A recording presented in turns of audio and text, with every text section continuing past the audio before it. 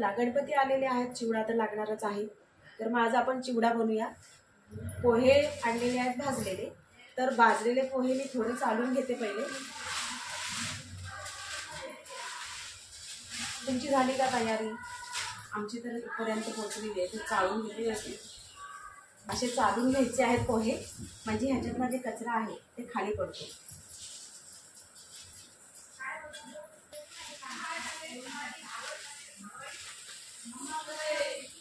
ओवी उठलीस तू? गिफ्ट काय दाखवते मला? घावण देऊ? चालेल. आता ओवी उठलेली आहे. चिवडा करू ना आपल्याला? हा तुला घावण देते. हा मी हो देते. थांब एक मिनिट. इथं आता पोहे सगळे चाळून घेतलेले आहेत, आपण बाजूला ठेवूया आणि आता पुढचा हे करत राहू घेऊया. इथे मी आता 1.5 किलो पोहे घेतलेले आहेत. त्यासाठी मी अर्धा किलो शेंगदाणा घेतलेला आहे. तेल टाकून घेते.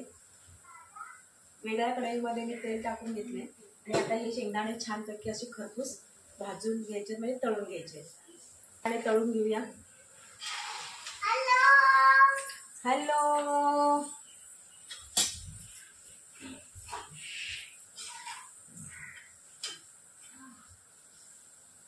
पहा, शेंगदाण्याचा तडतडण्याचा आवाज येतोय, म्हणजे शेंगदाणे छान भाजले जात आहेत.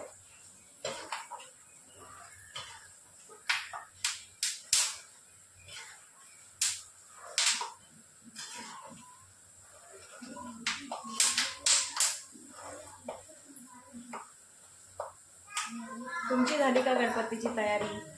आणि हा ब्लॉग कुठला पाहता नक्की कमेंटमध्ये सांगा. आमची आता स्टेजची चालू आहे, अजून बऱ्याच पदार्थ बनवायचे आहेत.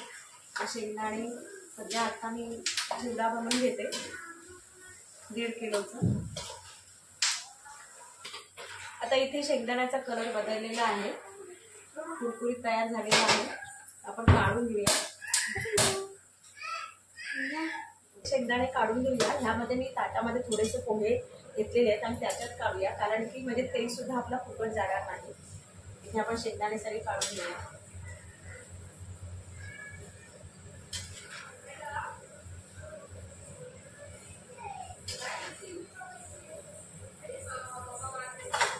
काय झालं? आता आपण काय करूया, हे मी बारीक असे उभे काप करून घेतलेले आहेत खोबऱ्याचे पातळ असे, ते सुद्धा ह्यामध्ये टाकून गॅसची फ्लेम कमी ठेवायची आणि ते असे तळून घ्यायचे रंग बदलेपर्यंत. मी शेंगदाणे घेतला अर्धा किलो आणि खोबरा घेतलेला आहे 1.5 पावशेर, म्हणजे पाव किलो आणि सव्वाशे. चांगलं असं तळून घ्यायचे. तुम्ही कशा प्रकारे चिवडा करता नक्की कमेंट्स मध्ये मला सांगा.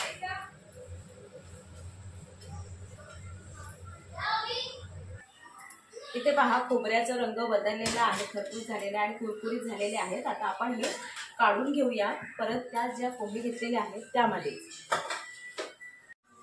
ह्याच्यामध्ये मिरच्या मी घेतलेल्या आहेत बारीक चिरून, त्या सुद्धा अशा तळून घेऊया छान खरपूस अशा कुरकुरीत होईपर्यंत.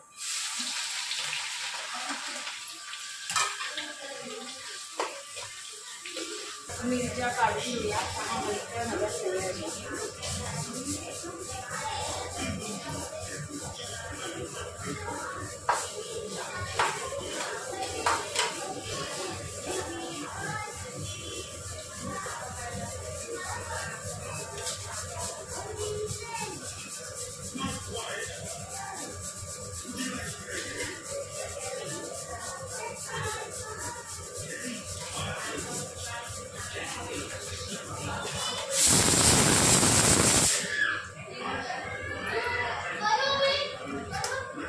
कढीपत्ता घेतलाय तो सुद्धा ह्यामध्ये टाकूया. मोठी 2 जुड्या घेतलेल्या.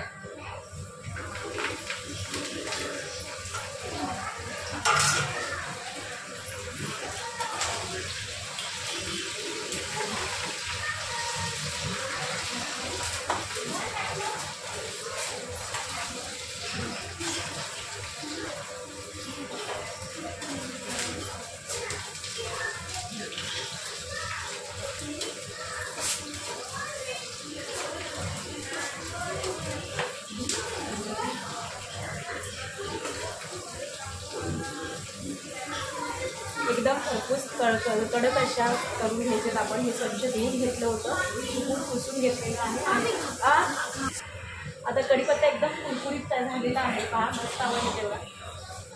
आता काढून घेऊया हे पण.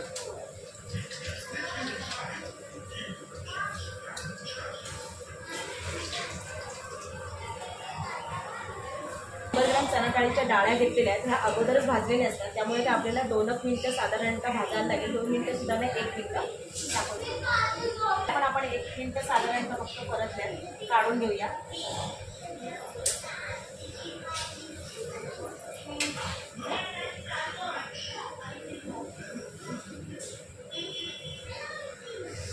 आता हे आपण सगळं असं भाजून ठेवलेलं आहे, तळून ठेवलेलं आहे. आता आपण पोहे थोडेसे परतून घ्यायचे अगदी 2-3 मिनिटासाठी.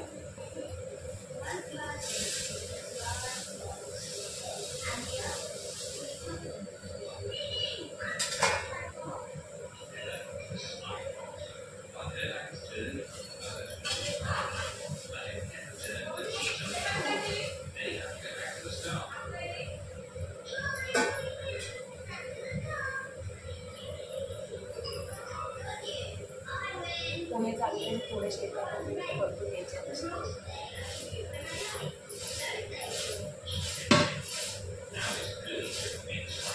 आता पोहे छान असे कुरकुरीत तयार झालेले आहेत. आपण हे काढून घेऊया एका भांड्यामध्ये. आणि आता आपण फोडणी करून घेऊया. पातेला ठेवलेला आहे, जो तेल थोडासा राहिला होता तळून घेतलेला, तो सुद्धा आपण टाकते.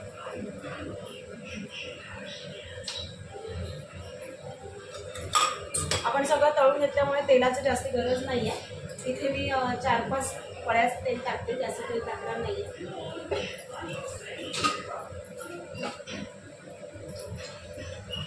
मला सांगितलं ना तो इथे बघतो नाही खुश करत. आता तेल चांगलं कडक झाले का अजून.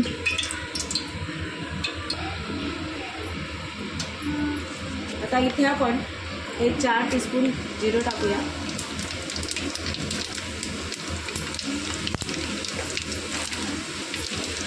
राई टाकूया 4-5 टीस्पून.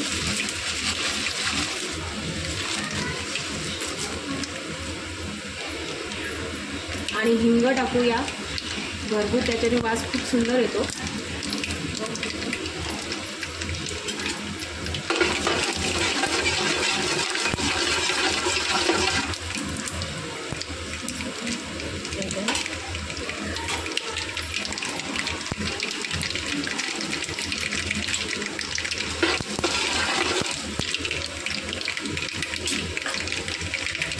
त्यामध्ये आता हळद टाकून घेऊया 2 टीस्पून.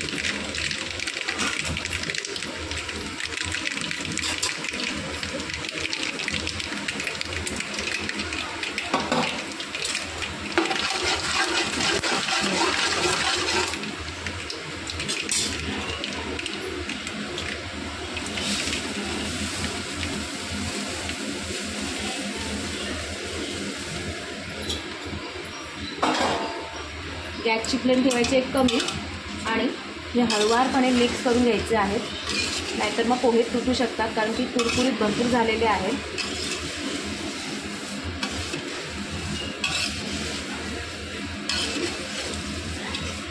आता ह्यावरती जे आपण सगळे तळून घेतलेले जिन्नस आहेत ते सुद्धा ह्यावर टाकून घेऊया. आपण पोहे टाकल्यामुळे तेल फुकट गेलेलं नाही आहे अजिबात.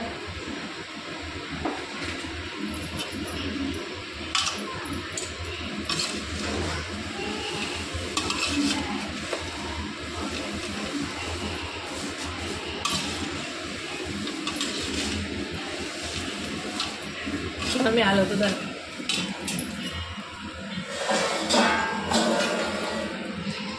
काय पडता.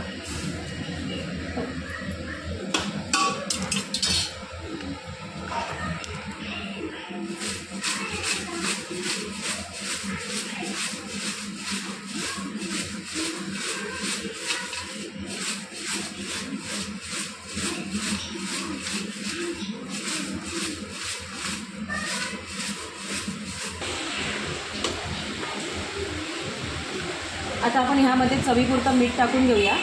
आधीच थोडंच टाकायचं, जास्त टाकायचं नाही. काय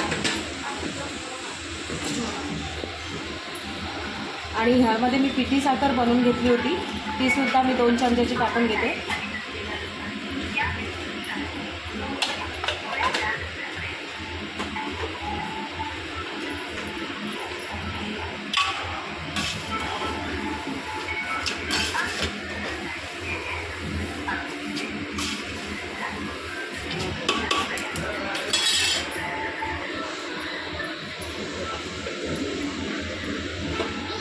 तसं हलवता नाही.